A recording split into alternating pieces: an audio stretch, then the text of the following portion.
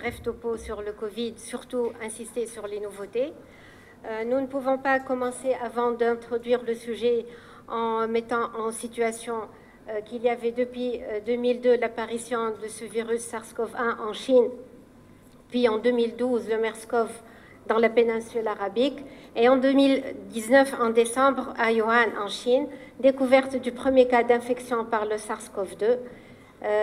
Par la suite, l'OMS l'a nommé Covid-19 en février 2020 et il a été identifié comme une pandémie le 11 mars 2020. La contamination, le virus est présent dans l'air expiré, c'est sous forme d'aérosol, il est également présent dans les liquides biologiques, la transmission, elle est interhumaine, la contamination, comme nous l'avons dit, elle se fait par les aérosols, ou par les gouttelettes sur les surfaces inertes par la transmission des mains contaminées sur les muqueuses, ou la projection directe entre deux personnes. Ce qui explique par la suite les mesures préventives pour la prévention de la transmission. La symptomatologie, l'incubation, elle est autour de 5 à 6 jours, mais elle est possible 48 heures avant l'apparition des signes, et la virulence du virus, elle est maximale les 3 premiers jours d'apparition des signes. Elle peut s'étaler, cette incubation, jusqu'à 14 jours. Les signes les plus fréquents qui apparaissent sont les signes d'un rhume. Les moins fréquents,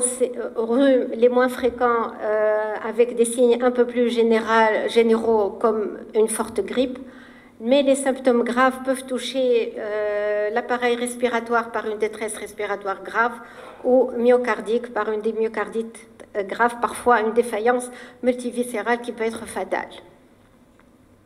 Le pronostic, comme nous l'avons dit, il est souvent conservé. On peut se rétablir sans traitement avec un simple repos et une vitaminothérapie adaptée. Dans certains cas graves, et nous avons calculé le taux de mortalité par rapport au nombre de gens testés positifs, était de 2,7% dans notre pays. Ça nous semble énorme, mais c'est la réalité, on l'a vérifié. Les personnes âgées et tarées sont les plus vulnérables, plus exposées à être contaminées et à développer des formes graves. Mais ce qui est dur dans cette pandémie, c'est qu'elle peut toucher n'importe qui, et n'importe qui peut faire une forme grave. Les variants ont plusieurs vagues se sont succédées jusqu'à maintenant, on compte à peu près 5, et on redoute la 6e, mais je pense qu'elle ne viendra pas, vu les bons indicateurs actuels.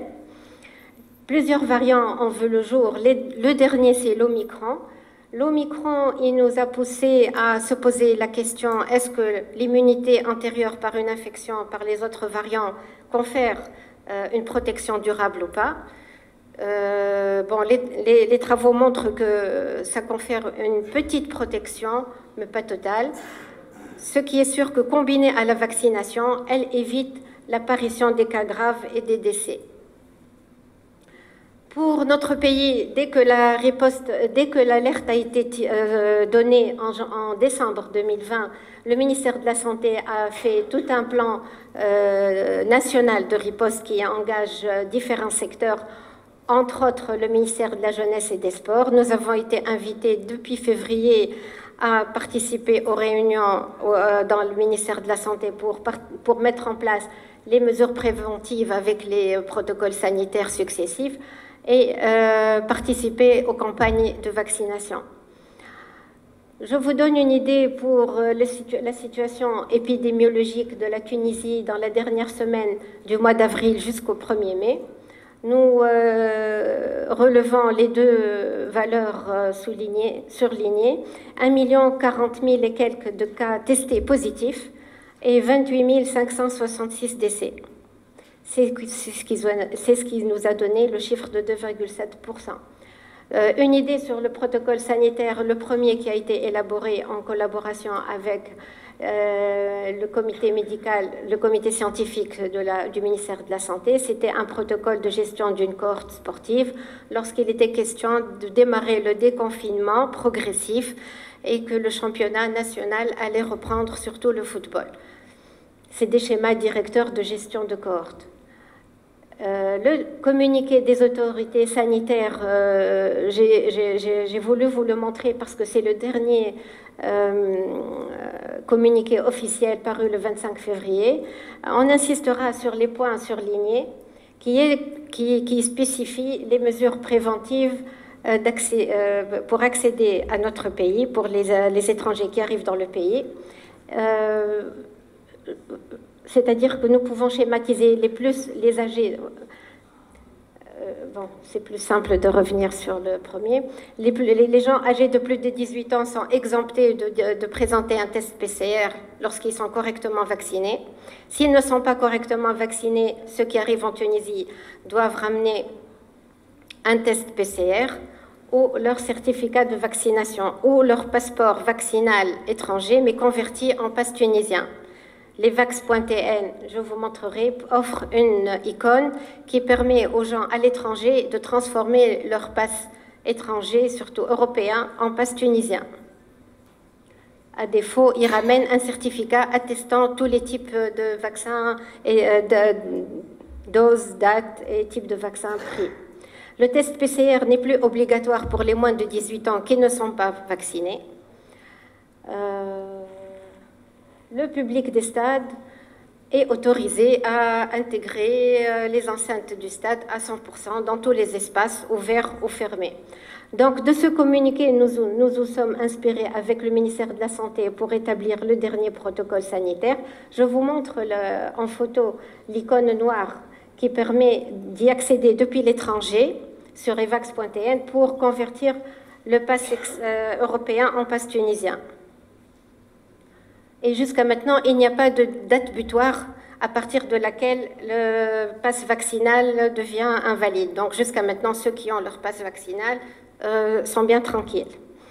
Juste à titre d'information, c'est que le gouvernement français a classé la Tunisie en zone verte à partir du 13 mars. C'est ce qui explique l'allègement des mesures pour accéder en Tunisie et pour sortir de la Tunisie vers la France.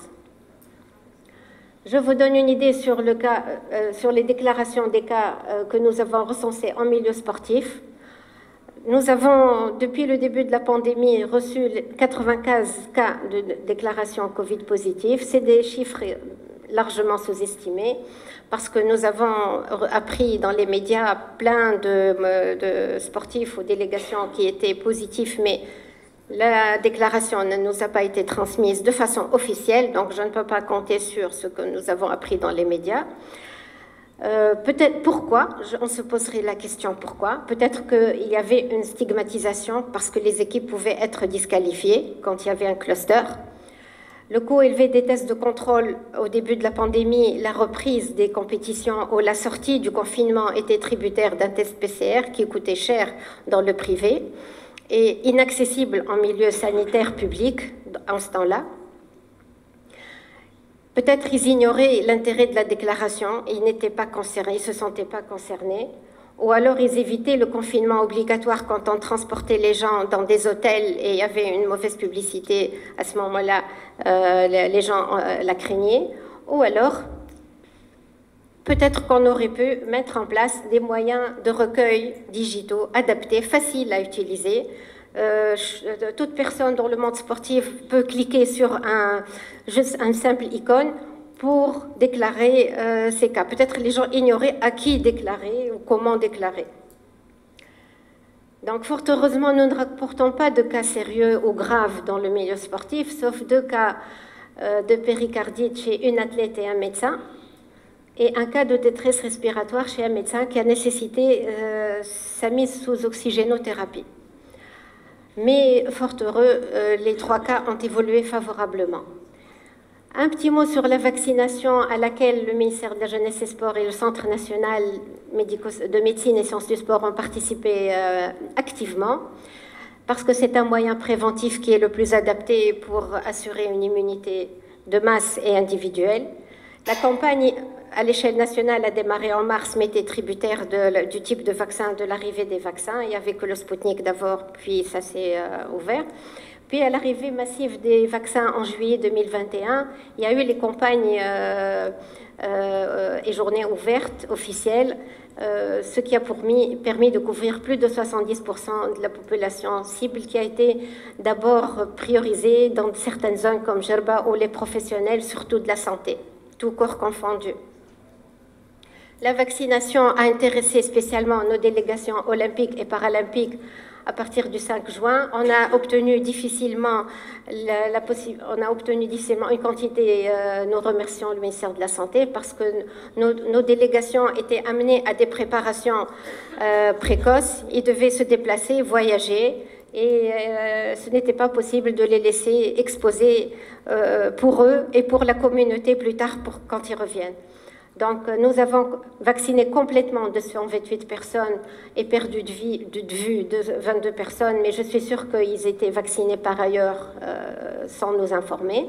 Les campagnes ouvertes pour le secteur sport, nous avons ouvert nos portes au centre pour vacciner tout le personnel du ministère de la Jeunesse et Sport, sportifs, encadreurs et tout. Nous avons donné plus de 10 600 doses. Les types, on a tout utilisé sauf le Spoutnik. Je vous montre une petite photo sur les jouets. On a passé de très bons moments ensemble en équipe, tout le personnel. Et c'est les campagnes ouvertes de consolidation, parce qu'à partir du 15 avril, il y avait un communiqué officiel qui incite à la dose de consolidation en respectant un intervalle de 4 à 5 mois entre dose 2, dose 3 ou dose 3, dose 4, et de 3 mois si on a fait un Covid après la 3e dose. La situation actuelle des Tunisiens qui ont reçu une vaccination correcte, c'est 6 367 000. C'est le chiffre global à retenir pour nous rassurer qu'il y a une bonne couverture vaccinale et une immunité globale. Maintenant, nous parlons un petit peu de cardiologie et de spécificité de sport. Qu'est-ce qui nous pousse à le présenter? C'est que plusieurs sportifs, vu la sous-déclaration, ne se sont pas présentés à des examens. Donc, nous incitons tout le monde à être attentif à ce souci. La reprise de sport après une infection par le Covid-19. Le Conseil scientifique du Centre national de médecine et sciences du sport s'est réuni le 24 mars 2022. Il a établi une série de recommandations. Je vous ai montré un peu la copie officielle du texte, mais je vous rapporte en 2 mots la conclusion. Si notre sportif est actuellement Covid positif, on est amené à lui faire dosage de troponine parce que la myocardite peut passer inaperçue, elle peut être fatale, surtout s'il reprend rapidement, précocement son activité sportive. Si notre sportif a déjà fait son Covid, a terminé ses 14 jours, maintenant c'est les 5 à 7 jours, mais on va dire 10 jours ou 14 jours, comment on fait? Est-ce qu'on le laisse revenir sur terrain comme ça? Rien que cliniquement on le voit, il est bien? Non.